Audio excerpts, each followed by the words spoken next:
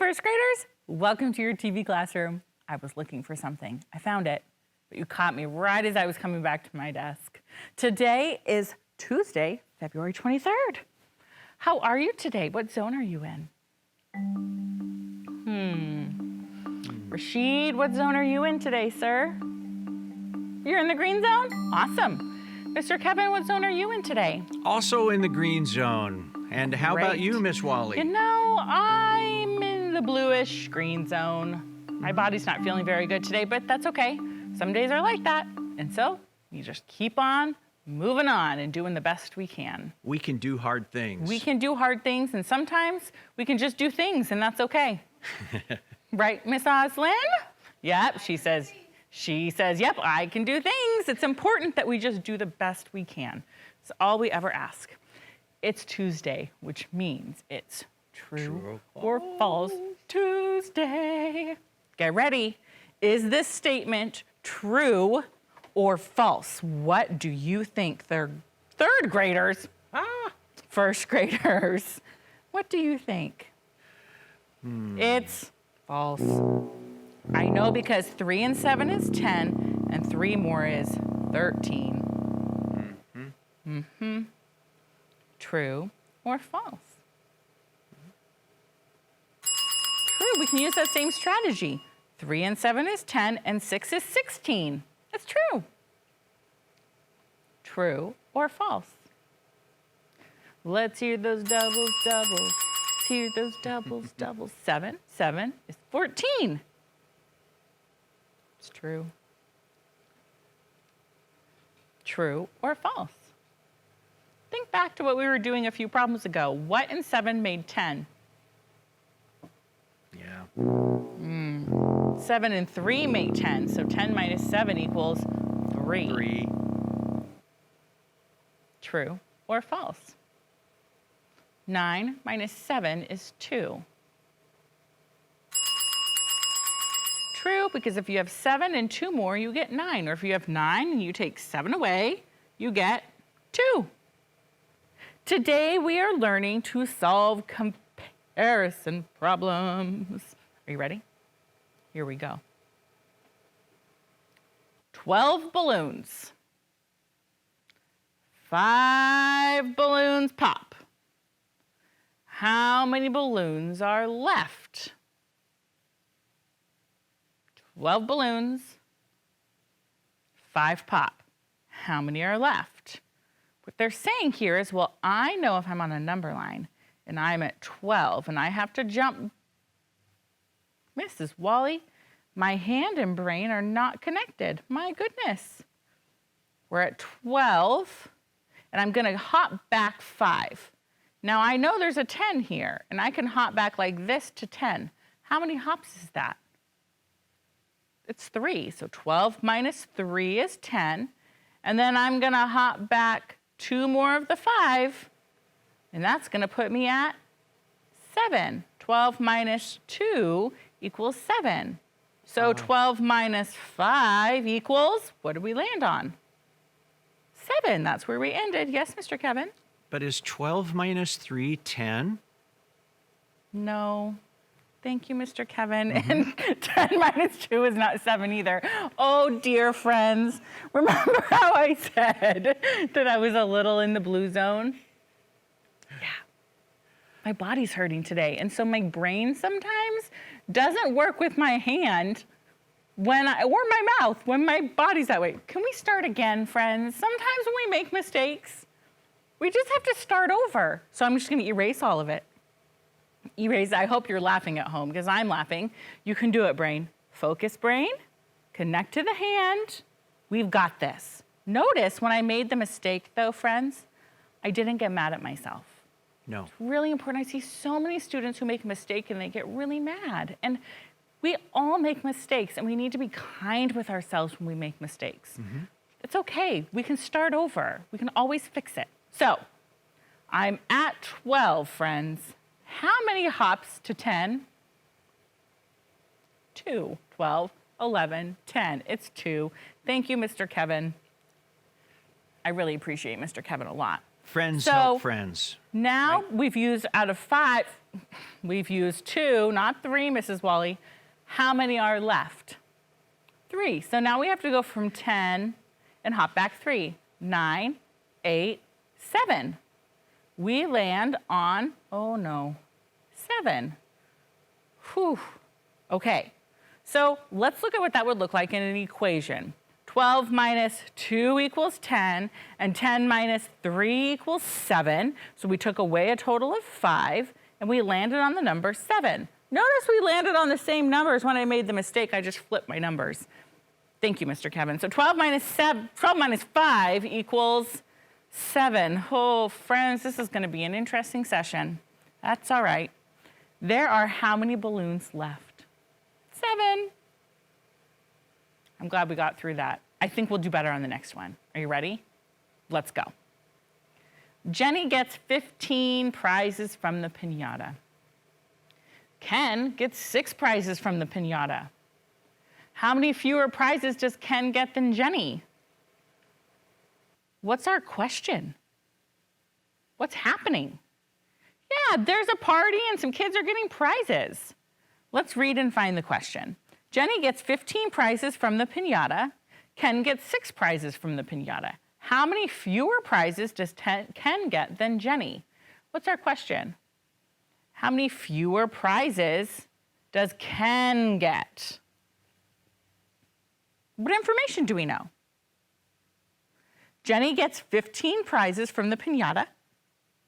Ken gets 6 prizes from the piñata. What information do we know?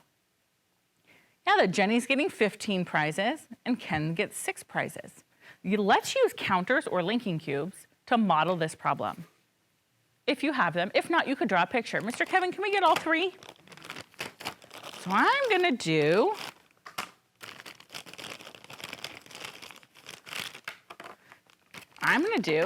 Jenny is going to be dark blue, so that's 15.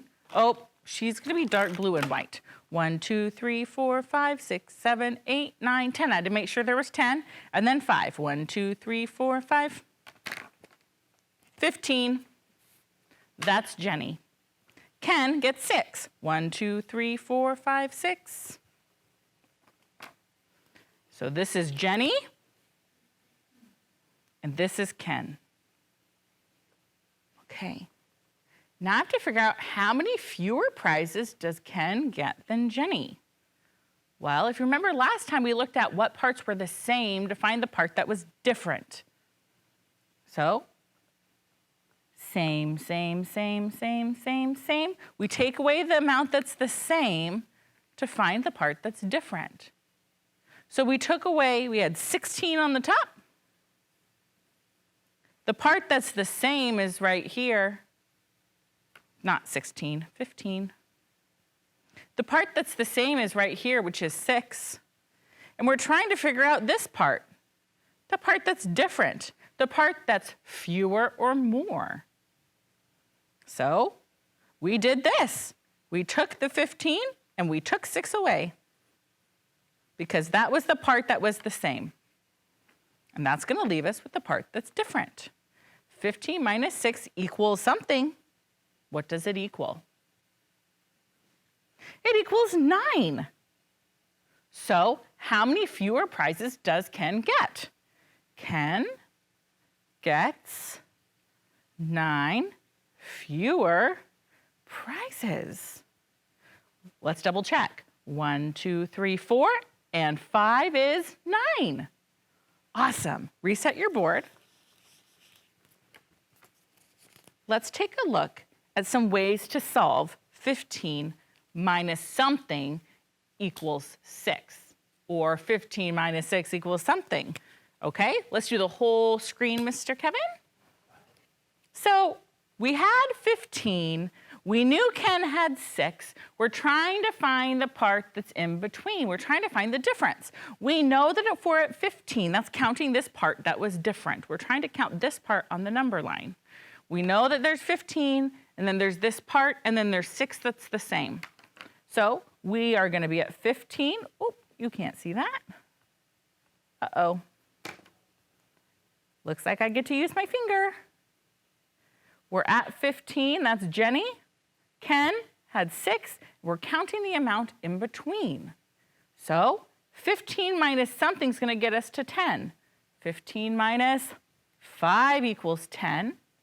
And then from 10, we're going to count how many till we get to Kevin, which is 6. And we know that 6 and 4 make 10. So 10 minus 4 equals 6. And so then we add the parts we jumped together. What is 5 and 4? How much space is right here? What is 5 plus 4? It's 9. So 15 minus 9 equals 6. Ken gets 9 fewer prizes. Great job. Let's look at the next one. We're not going to worry about the how is your way like, well, we can talk about it. How was our way? Mr. Kevin, can you show the whiteboard? How was our way, which is this? We had 16. We took apart the part that was the same, and we had the part that was different left over. Similar to this number pathway. Yeah, in both ways, we're counting the part that's different between what Ken has and what Jenny has. This is just the concrete way of showing the parts that are the same and finding the part that's different. On the number path, we're counting the spaces in between the two numbers because that's how far apart they are. Just like here, this, we're taking the part that's the same. This is how far apart they are. This is how many fewer or less or more or greater there are. Now, if we said how many more prizes did Jenny get than Ken, our answer is still the different part, which is 9, okay? All right, let's look at what Boom says. Boom says 11 minus 8 equals 2. What did Boom do wrong? He probably was acting like Mrs. Wally, and his brain was not matching his hand. Let's take a look. Boom is starting at 11, and Boom is saying that 11 to 10 is 1, and 10 to 2 is 8. And I agree with Boom, that's correct. Boom says 11 minus 8 equals 2. So Boom was trying to find this part right here. What did Boom do wrong? Was it 11 minus 8? Were there 8 hops between 11 and 2? Boom forgot about this hop. Boom forgot that he started at 11 and hopped to 10 first, and that was that 1. Boom only counted this 8. Don't forget to count all of the hops you make from one number to the other. It says 7 cats sleep in the box. More cats joined them. Now there are 11 cats. How many more cats join? Okay, Mr. Kevin, can you tell me how long we've been running? 13. Perfect. So can we do 3 screens, please? So we've got 7 cats in the box. 5, 7 cats in the box. More cats join. Now there are 11 cats. So I've got 7 cats in the box. More cats join. And now my total is 11. What's the addition equation we would write? 7 plus, that's a question mark, not a 2. 7 plus something equals 11. Okay. Now, let's look at, what do we do? What do we know? Well, we know 7. We know we've got to get to 11. So 7 plus what is 10? 7 plus 3 is 10. 7 plus 3 is 10. Okay, so I'm going to do 3. 7 plus 3 is 10. Oh, you need a color you can see better. 7 plus 3 is 10. Am I done? Don't make Boom's mistake. I need to get to 11, so what do I need to do? Oh, I'm at 10. I need to add 1 more. So, how many cats joined? 1, 2, 3, 4. 4 cats joined. I had 3 and 1 more makes 4. Awesome. Let me see how far we have to go. Let's do this last one. We're going to do this one together. And this will be the last one for today. Arm has 11 crayons. Arm has 6 more crayons than Ray. How many crayons does Ray have? Ooh. Let's build it with our blocks and then use the number path. Let's build what we're reading. Aram has 11 crayons. Okay, whiteboard please, Mr. Kevin. Aram has 11 crayons. Okay? So we know that Aram has 11 crayons. Aram has 6 more crayons than Ray. So we need to know how many crayons Ray has. We don't know that yet, but we do know that the part that's different is 6. 1, 2, 3, 4, 5, 6. Perfect. So we're trying to figure out how many Aram has. So we know that something plus 6 is going to equal 11. So let's take a look at what they did over here on the PowerPoint. They said, well, start at 11 and hop back 6 to figure out how many are left. You've got 11. You take apart when we're trying to find the part that's the same, we take away the part that's different. So we're going to take away the part that's different, which is how much? 6. So 11 to 10 is 1, and 10, how many is left in 6? If I've taken 1 out, how many do I have left? 5. I'm going to hop back 5, and that's going to land me on 5. So my answer is 5. There are 5 crayons left. Let's check. 1, 2, 3, 4, 5, 6. 1, 2, 3, 4, 5. 5 and 6 make 11. 5 plus 6 equals 11. There are 5 crayons. That's how many Roy has. Awesome. Doop, doop. Today, your assignment is to do page 385 and 386 in your math workbook, working on more of this. Today, we were learning to solve comparison problems. We were acting out the problems, we modeled the problems with pictures, we wrote equations for the problems, and we found solutions. Nice job today, first graders.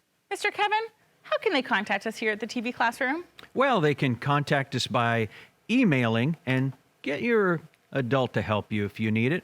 TV Classroom at tacoma.k12.wa.us, or you can always send it in the mail to TV Classroom, 601 South 8th Street, Tacoma, Washington, 98405. Thank you so much, Mr. Kevin. Now, friends, it's going to be your break time. During that time, please gather your ELA materials for Miss Oslin, your learning notebook, your reading packet, your learning buddy, and a pencil. And when she comes on that screen, be ready to learn with her. I hope you have a great rest of your day, and I will see you next time. Bye.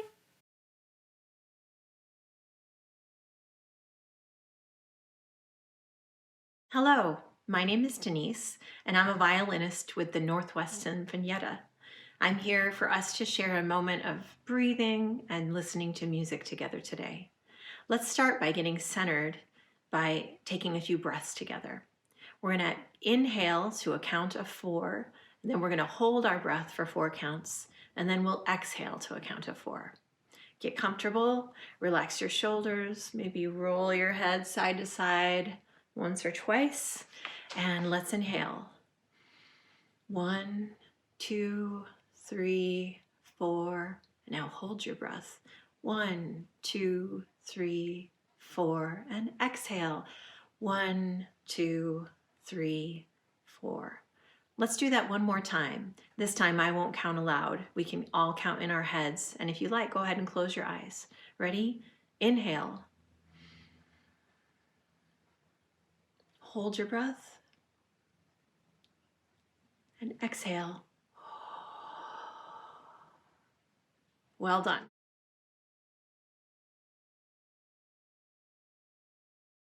I'm going to play a piece called Fairy Tales for you by the composer Ignatius Sancho.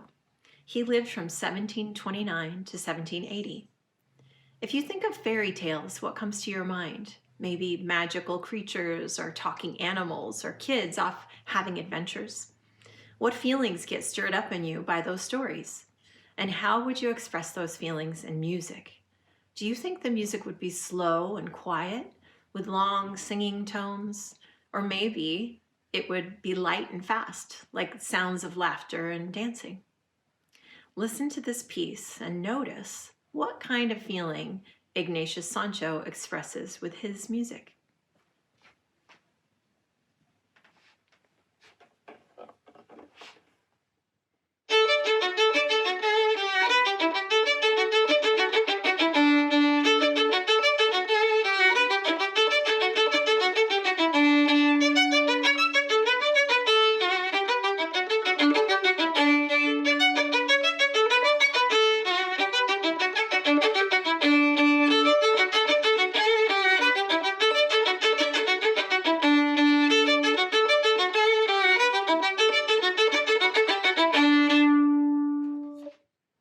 What do you think of that music? It sounds pretty light and happy.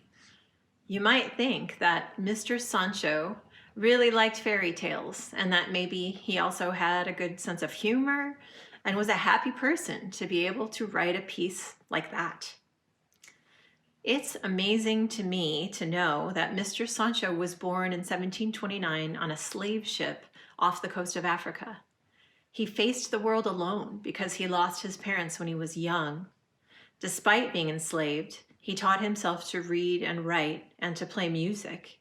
He spoke out against the slave trade and wrote essays, plays, poetry, and music. Here's another beautiful piece by Ignatius Sancho. It's called Minuet Number 15.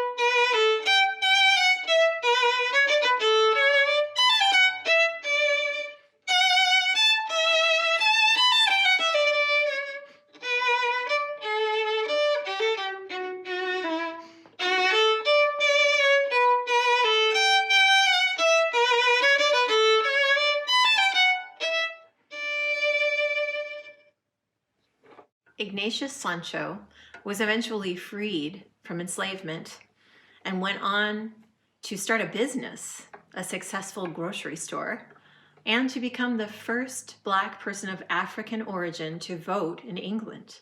He was also the first Black composer to have his music published. I hope you've enjoyed listening to Ignatius Sancho's music with me and to taking a few breaths together. Hi, first graders, welcome back from your break. Excellent job gathering your materials and being ready to learn. You can take your ELA packet, your learning or writing notebook, your pencil, your crayons, you can put them off to the side. Go ahead and keep your learning buddy with you if they can help you focus. Now let's remind ourselves what our jobs are today and every day when we come together. It is to listen, share, read, and write. You are a strong listener when you keep your eyes on the speaker, when you listen to the speaker, and when you think about the words and the stories. You are going to get an opportunity to share today, and it's really important that you do actually share. That's one way that you can grow as a reader and a writer. I want you talking about the book and the pictures and the ideas that you're having. And if someone is in the room with you who's also going to be sharing, I do want you to take a moment and listen to them because you'll probably learn from their perspective if it's different than yours. Okay, we have been learning all about fiction stories, right? We have learned that there are story elements that are common to fiction stories, right? Get your hand up, let's repeat these.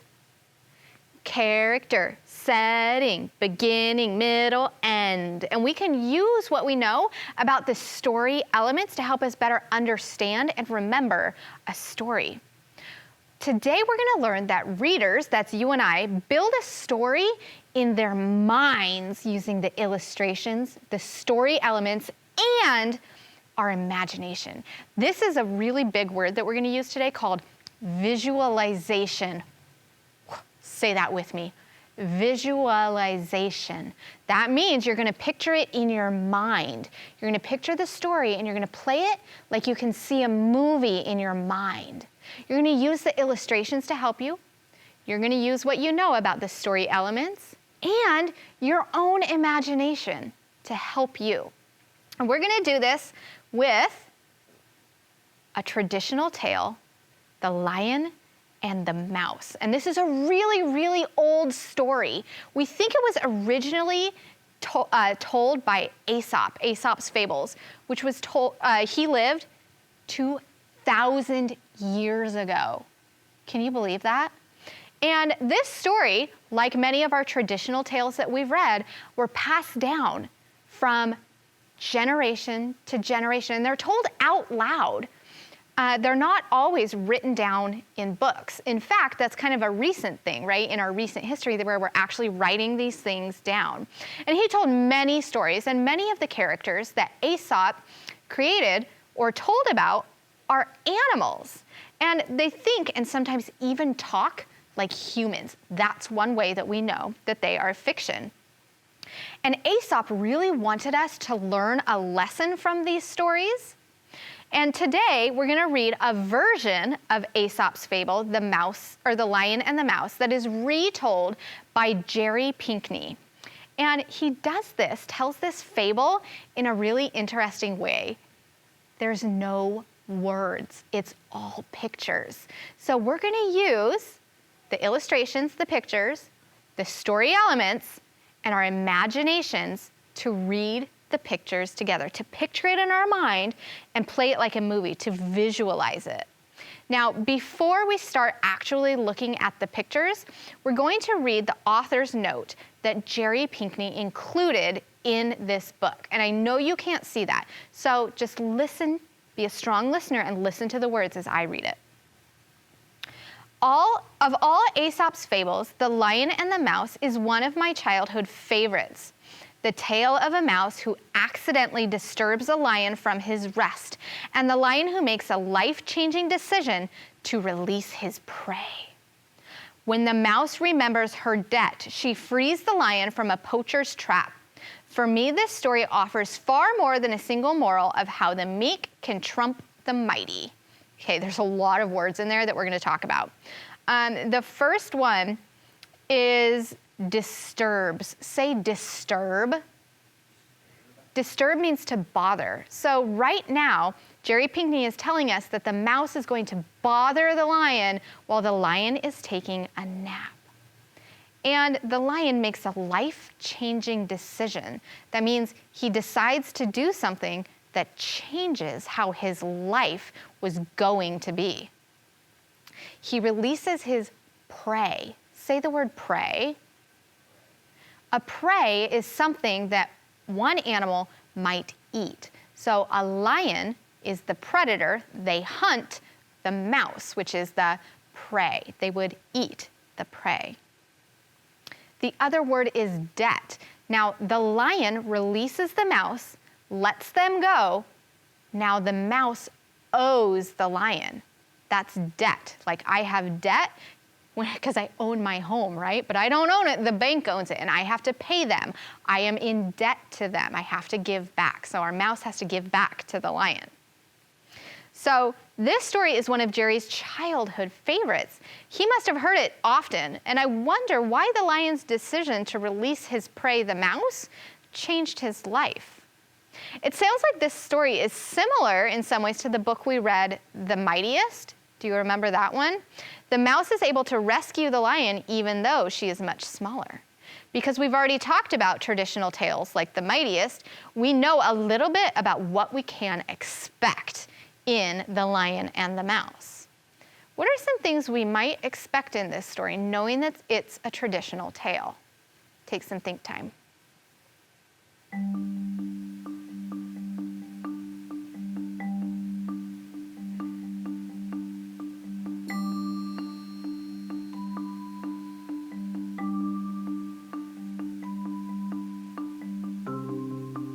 Turn and tell your learning buddy what you're thinking.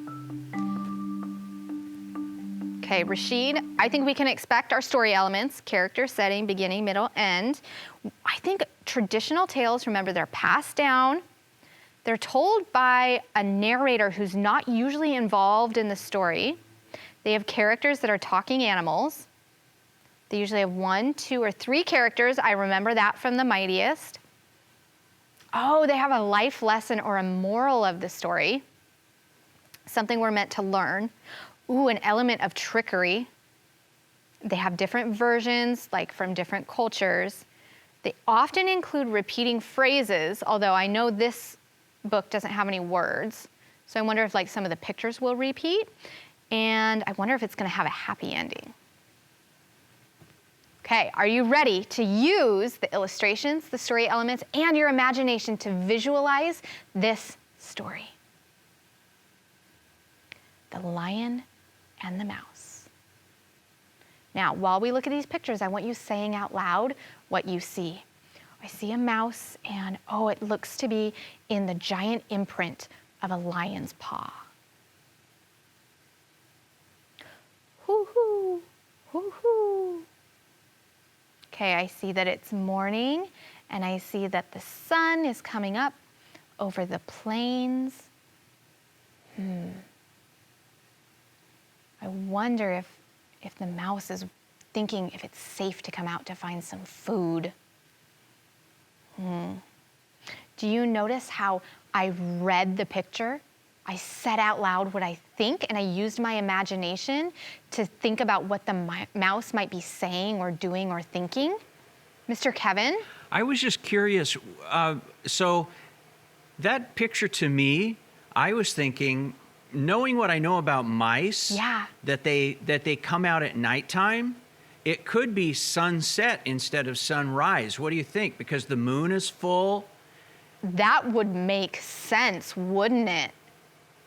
So interesting, and this is why it's important for us to be able to talk about what we're thinking and seeing, because I wouldn't have thought of that, but I'm glad that I learned from Mr. Kevin.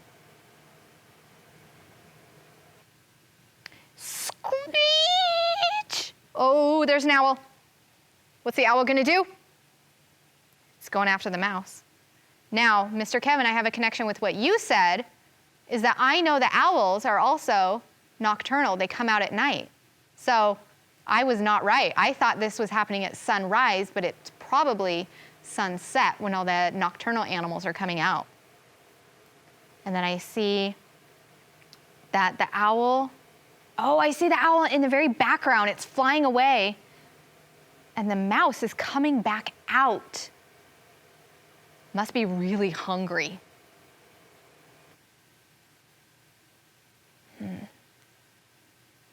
Okay, so now the mouse.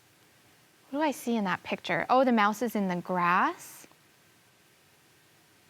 What details are you noticing about the mouse in the grass? Take some think time.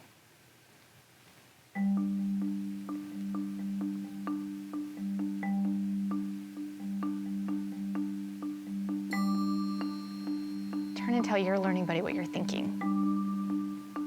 Rafa, I see all the little ants, but I'm wondering, what is that like dark thing that's over the mouse's head? What is the mouse standing on? It's not a log. I don't know. It's important to pay attention to the details in the pictures, especially because there's no words to tell us. We have to use what we know about our characters, which are the mouse, the setting.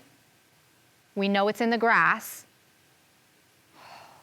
Wonder what the problem's gonna be. Well, the mouse got away from the owl. The mouse is hungry and needs some food. Now, Where is the mouse on the next picture? Something with fur?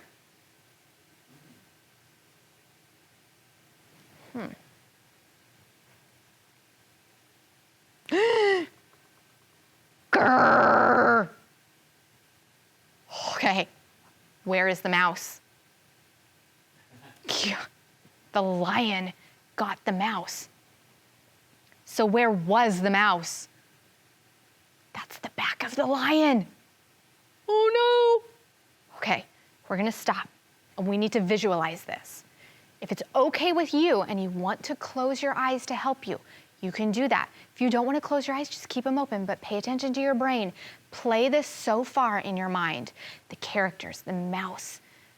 It's nighttime. The mouse is coming out to eat. Here comes the owl, screech! And the mouse is scampering away, it's running away.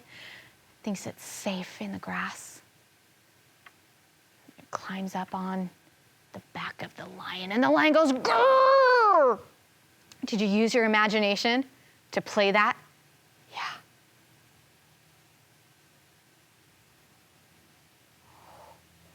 The lion has the mouse. Doesn't look very happy.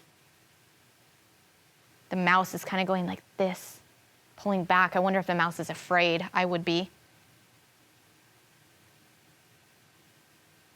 Okay, now what is happening here?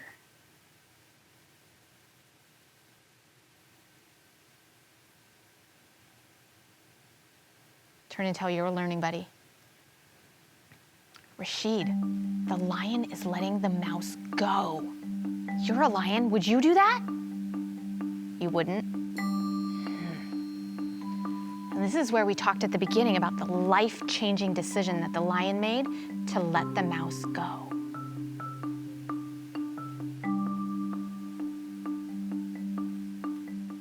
Oh, the mouse goes back to its den.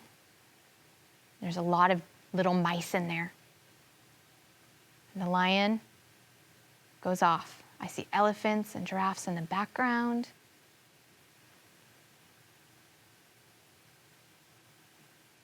Oh. Well, there's a truck. We have some humans, some new characters. They seem to be setting out a net. What would that net be used for? The animals certainly don't seem to like it. You can see that they're all flying or running away.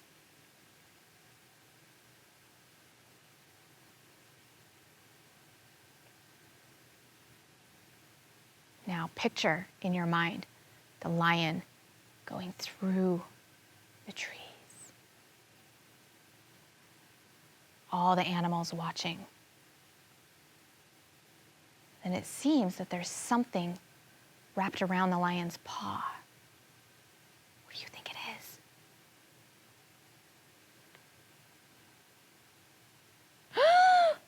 Oh no! Okay, we're gonna stop and visualize this. Okay, so picture the lion walking, and then the rope around its paw, and then suddenly it's up in a net. What do you think the lion would say? I would not be happy.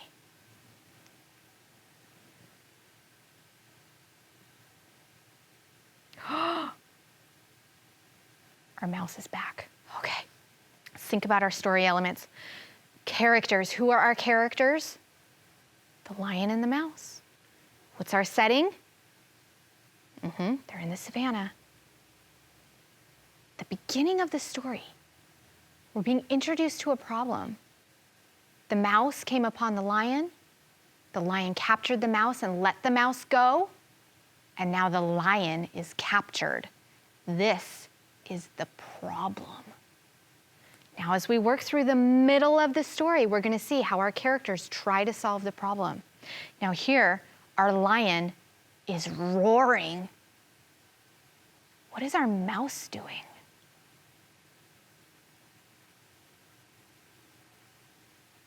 Turn and tell your learning buddy. Rashid, the mouse is responding to the lion's roar. The mouse is running towards, I see the ropes.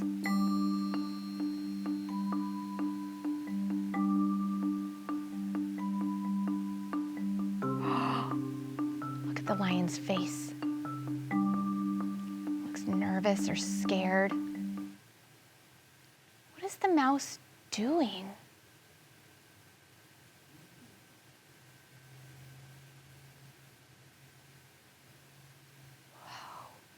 Mouse is scratching and chewing on the ropes. Use your imagination to visualize this and think about, predict what you think is going to happen next.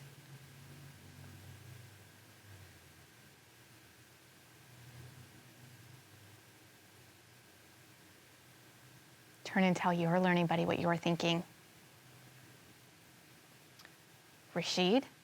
I think the mouse is going to chew the lion out of the net. Let's find out. Got one. One broke through. Oh, went on to another one and another one. Persistent mouse. Kept working. Oh, what a relief that lion must be feeling.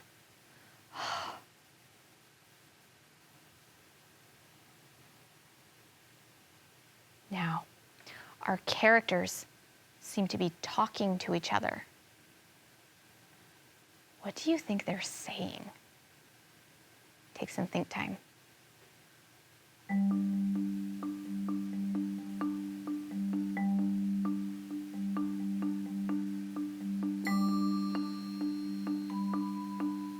Turn and tell your learning buddy. Well, Rashid, I would hope that the lion is saying thank you. And I wonder if they're having a conversation about how the lion let the mouse go, and then the mouse came back and helped the lion. We talked about that word debt. I think the mouse has repaid her debt.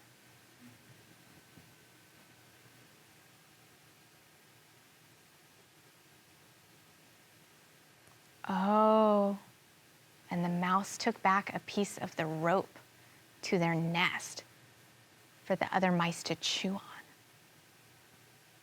Now, the teller of this story wants us to learn a lesson, a moral. That's an element of a traditional tale. What do you think the moral of The Lion and the Mouse is? What are we supposed to learn? Take some think time.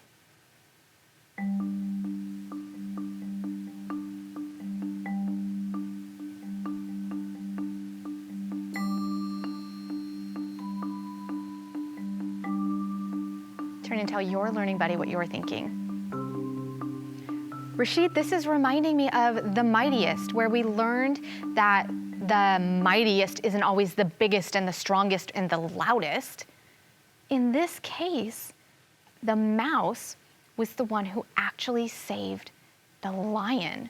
So the biggest and strongest, the king of the jungle, isn't always the one in the end that saves the day.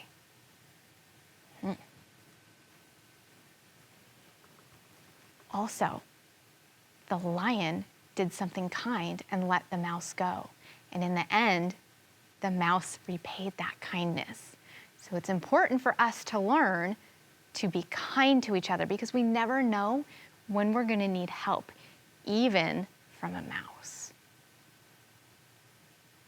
Now, we're going to retell the story of the lion and the mouse, thinking about the elements of a story. Say this out loud with me. Character, setting, beginning, middle, end. Now, who is the story about? The lion and the mouse. Where does the story take place? In the savannah. What is the problem? The lion is caught in the mouse. What does the lion do to solve the problem? Roars, and the mouse comes running because the mouse owes the lion. And how is the problem resolved? The mouse chews through the net and frees the lion. And we learned a powerful message from this story about kindness. And you never know when you're going to need someone's help. So it's just a good life lesson to be kind to everyone. Today we learned that readers build a story in their minds using the illustrations, the story elements, and our imagination. And today when you're doing your independent reading, that's what I want you to practice doing. Stop and think and visualize the story in your mind. And in your reading notebook, I want you to write the story elements of your stories, including the lesson that you think the writer wants you to learn. You're going to continue tracking your reading goals. Please do send us your writing and use this graphic retelling the story to retell the stories that you are reading, including your story elements. Let's say those one last time. Character, setting, beginning, middle, end.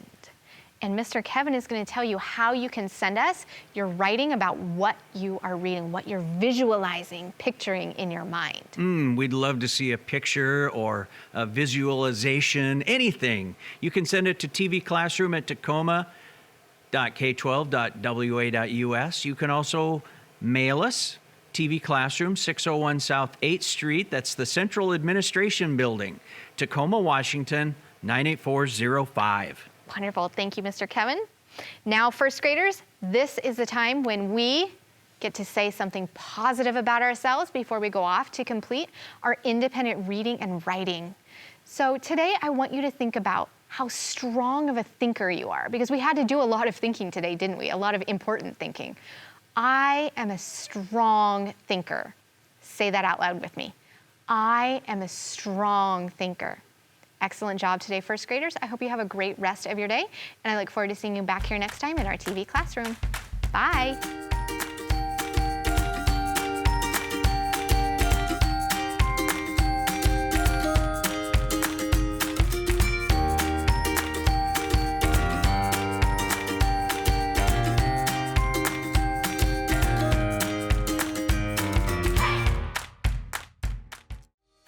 Hey kids, we want to see your work. Just send your pictures and your stories to TV Classroom, 601 South 8th Street, Tacoma, Washington, 98405.